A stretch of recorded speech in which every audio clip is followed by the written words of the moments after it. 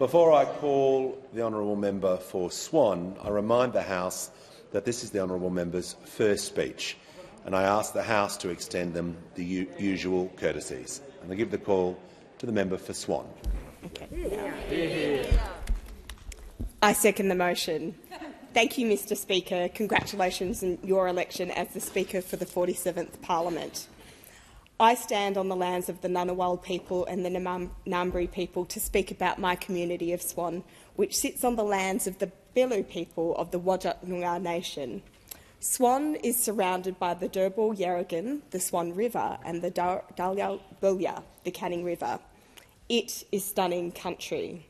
The legend is that the river was created by giant serpents who also created Buja, Mort and Katajan, meaning country, family and knowledge.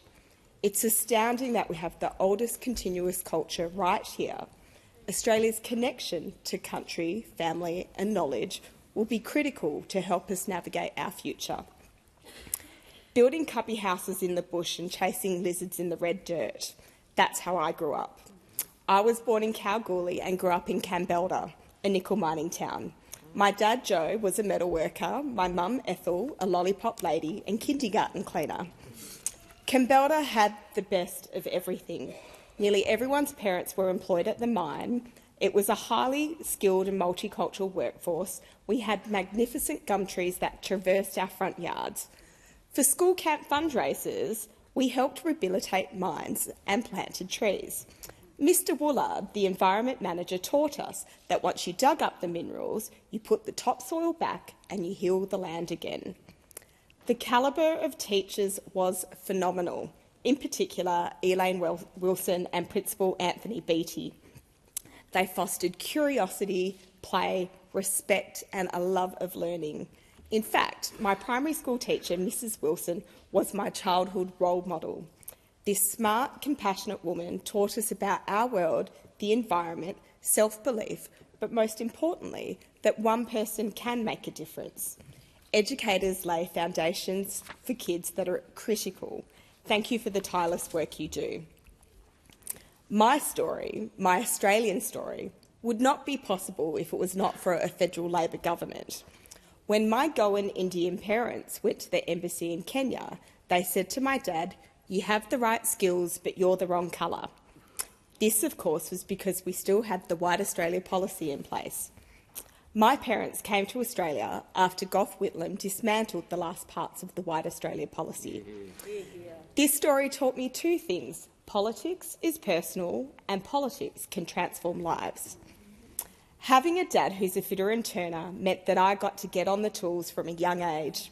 Knowing how to fix a leaky tap or change a car tyre are useful lifelong skills. I also loved science and maths, so for me it was natural to study science and engineering at uni. Now I want the number of women working in science, technology, engineering and maths to grow, and this starts in childhood. Give girls Legos to build those building blocks, hand a girl a spanner and encourage them to use a telescope to reach for the stars.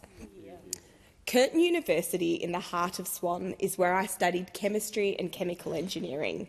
I loved Curtin. Like you do in the country, you get involved in community, and for me, that was through the Curtin Student Guild and the National Union of Students. While Campbelda taught me that one person can make a difference, the union movement taught me that collectively we can achieve so much more together. My Australian Labor students' comrades taught me about inclusion, fairness, equality and what leadership looks like.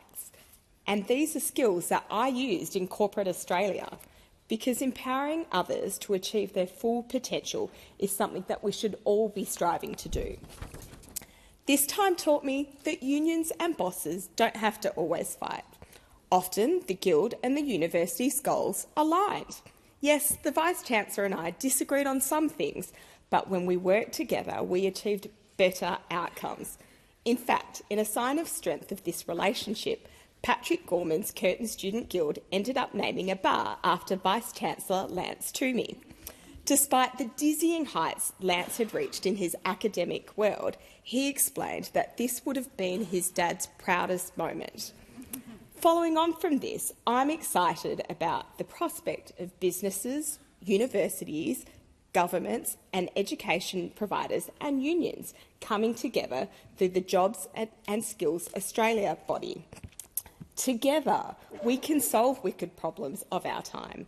I'd also like to extend this willingness to collaborate with my colleagues across the floor. Let's imagine Australia in the year 2100 and create a legacy which future generations can be proud of. Steel cap boots on a mine site. That's how I started my career. A resources job is a typical career for those that live in Swan. My boss, Tim McDougall, had faith in me and helped build my foundational skills. I relished the opportunity to work with operators and tradies, though times have changed. My dad is from a generation of tradies who have less than 10 fingers. My dad has 9.5. Growing up, I remember reports of rockfalls underground. Kids would wonder, did my dad get hurt? Or worse, did he die? The mining industry has worked hard to change the safety culture. This has part been due to community expectations, union power, and a recognition that a safe workforce is a productive workforce. Safety trainers know that they are being effective when work practices are actually being practiced at home, not just the workplace. Another indicator of success is seeing that the least powerful person is empowered to speak up. As a graduate engineer on a construction site, I remember calling out an unsafe practice. The maintenance manager, Suresh Vadnagra, backed me and supported my concerns. At another time, this would not be the norm.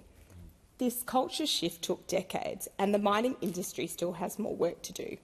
But I have all my fingers, unlike my dad. In all workplaces, everyone has the right to go to work and come home safely. All workers deserve to have a workplace that is free from bullying and sexual harassment. I didn't experience too much sexism on site, but there were some pockets. Others have told me that politics is a blood sport and a Kalgoorlie girl who's made it in mining should be able to hack it in Parliament. It should not matter whether your workplace is a bar, a mine site or a Parliament. Across Australia, we need to clean up our act. To the brave women and men who participated in the Set the Standard review, thank you. Please know that speaking up mattered and will make a difference. I sincerely hope that the pace of cultural change can be fast-tracked. To the 47th Parliament, we have a choice to raise the bar and create a new culture. Workplace culture can change. The people of Swan expect this. The people of Australia expect this. 12 years ago, I landed a dream job working in climate change. My colleagues, Brian Innes and Harriet Cater, took a punt on me. I combined my interpersonal skills and technical skills to help ASX 200 companies with their decarbonisation journeys. It was an exciting space to work in, but the policy environment was tough during the climate wars.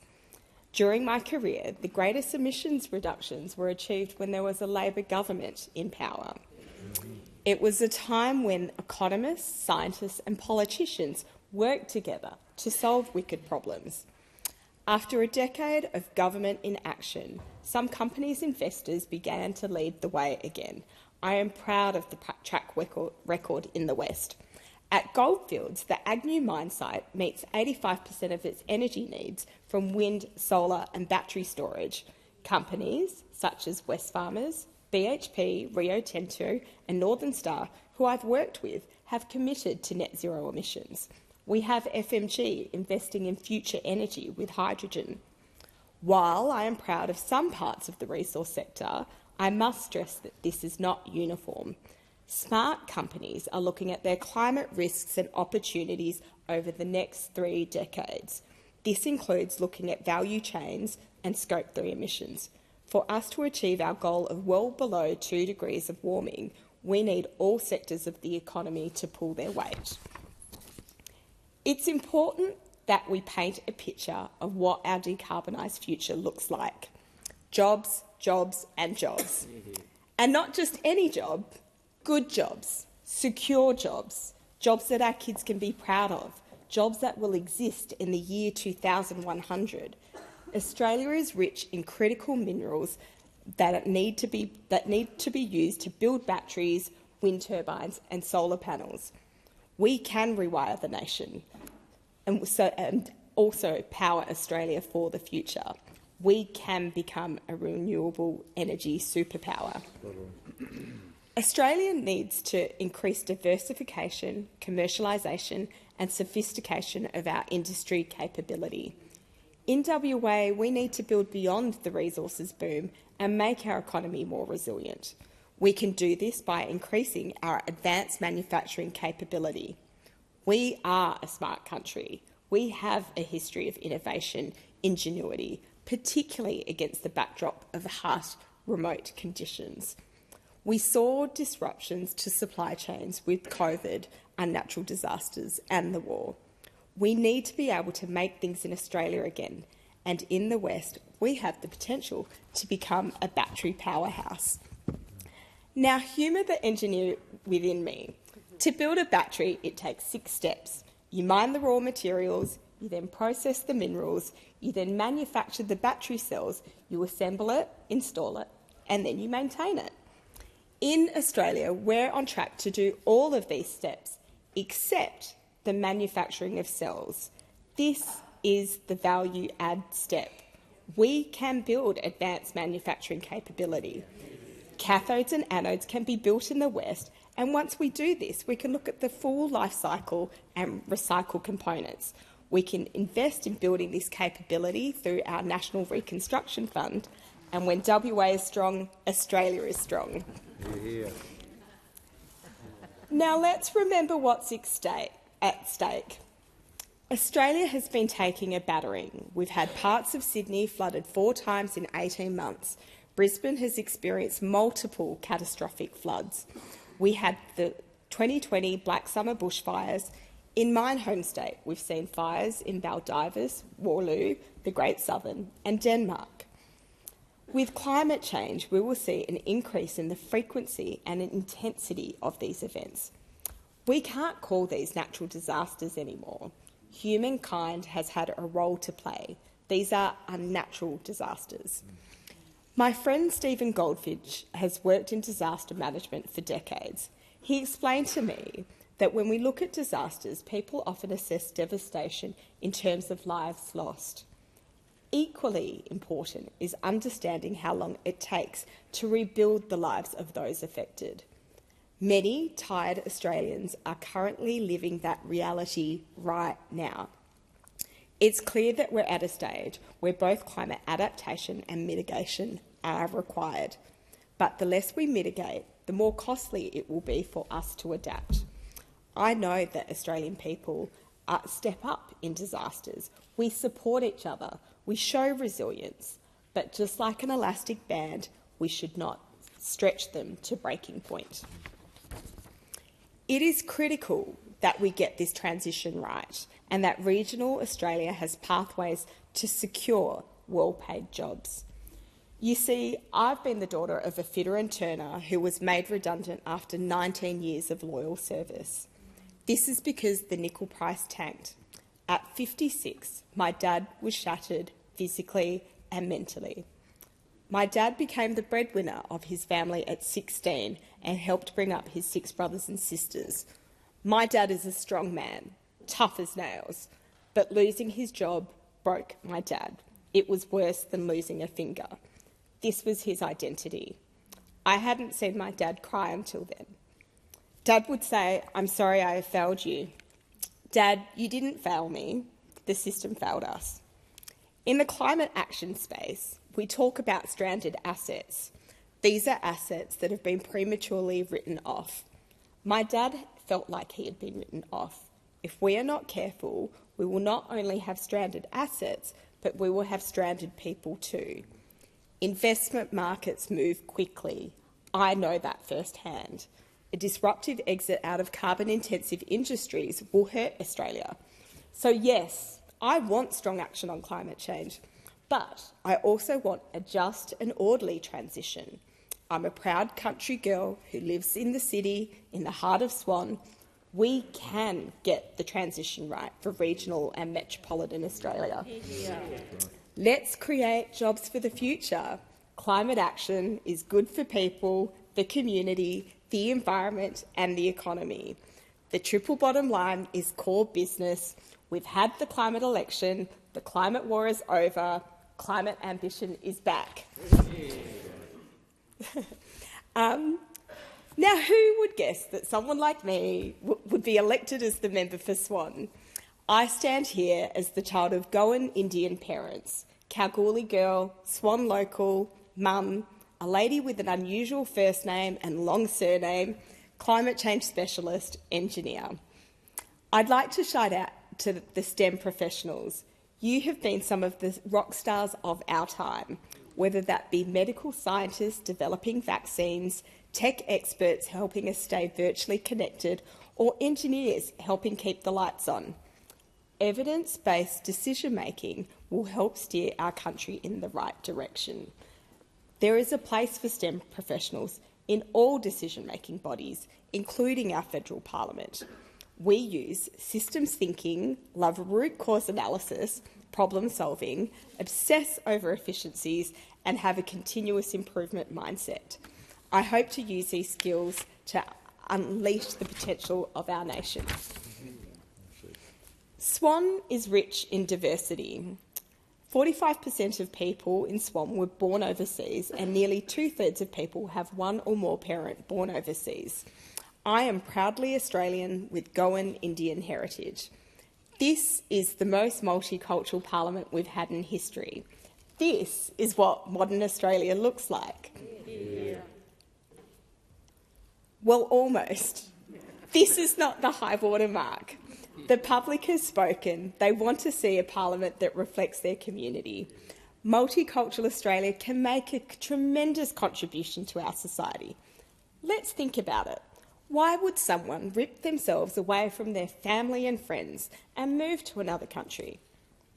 This lies in Budja, Mort and Katajan, meaning country, family and knowledge. A beautiful land with a good job to put food on the table and have a roof over your head and have access to universal healthcare and access to education. To multicultural Australia, you belong here. But we have more work to do, especially for our First Nations people. To those with power and privilege, we must use that to dismantle casual and institutional racism. It's about a fair go. As Kay Miller, an old family friend, would say, "Love, our blood's the same colour on the inside." Implementing the Uluru Statement of the Heart will be an important step to do this. We need voice, treaty and truth-telling. Multicultural Australia is a shared story. When my dad came to Australia, he came across alone. He worked at Mount Charlotte in Kalgoorlie for a bloke called Bob Martin. When Mum and my sister rocked up to Cal, there was nowhere for them to stay. Accommodation was only for single men, not families. Dad's boss, Bob, saw the look of worry in my dad's eyes and quizzed him. Dad explained the situation. Bob was like, "No worries, they can stay with me and Sally."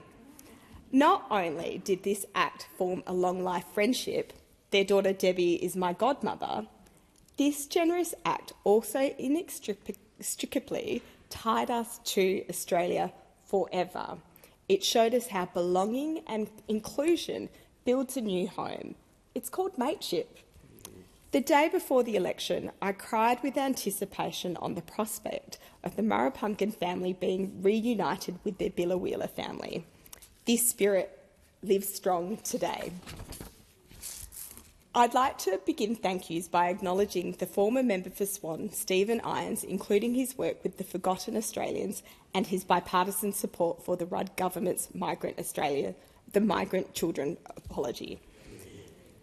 Success in Swan is not something that I own. It's an achievement that's been carried by hundreds of volunteers and supporters who gave their time and all money. Together, we knocked on 45,000 doors.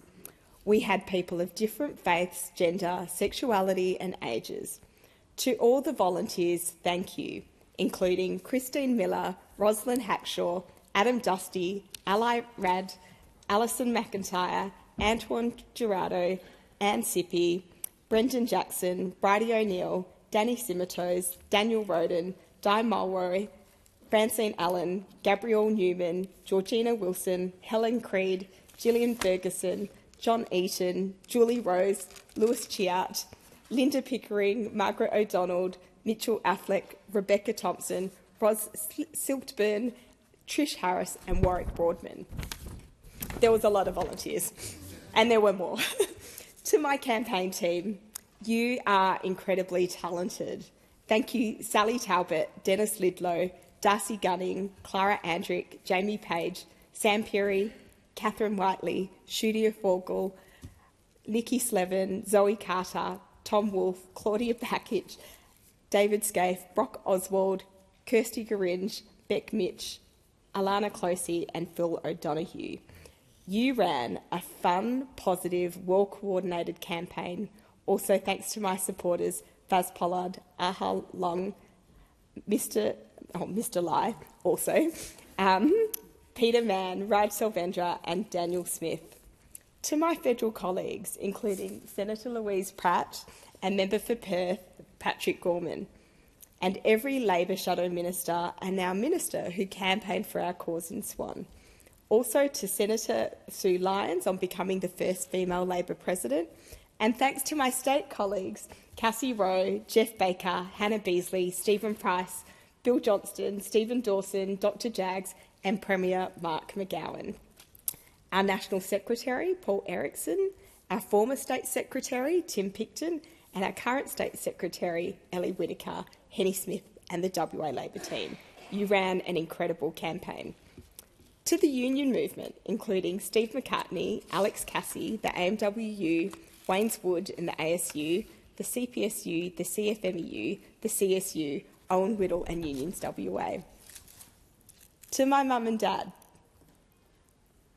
you sacrificed everything to come to Australia to give me and my sister Cleta a better life. Thank you for your belief in Australia. To my in-laws, Jeff and Jenny, and Auntie Carol, and friends, thank you. It takes a village to raise a child, and I love our village. To my husband, Sam, thank you for your unwavering support. Our story is a Swan story. We fell in love at Curtin, we travelled the world, we felt like we won the lotto when we landed our home in Eastvic Park. You are my rock. Thank you for stepping up and being a fantastic lead parent. Lead parenting is harder than being an MP. To my children, Lincoln and Felicity, I want you to know that I love you so much, and saying yes to becoming a FIFO mum was really hard. But I want a better future for all Australians, for all children, including you. I hope to make you proud. I hope to make the people of Swan proud. To Prime Minister Anthony Albanese, thank you for bringing us together and being a Prime Minister that I, my children and my electorate can believe in. Finally, to the people of Swan, thank you for putting your trust in me and Labor.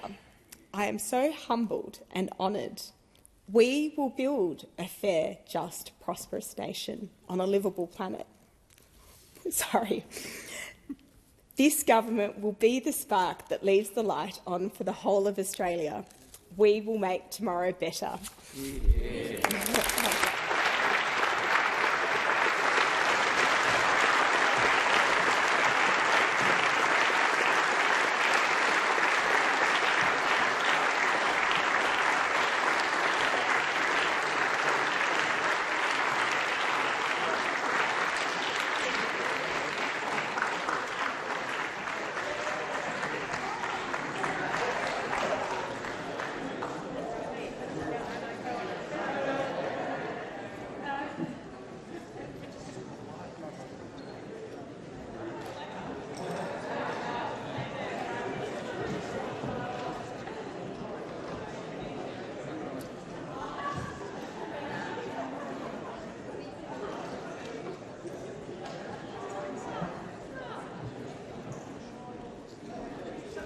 Whilst members take their seats,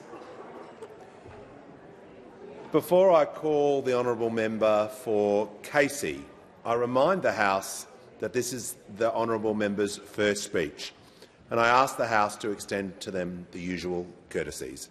And give the call to the member for Casey.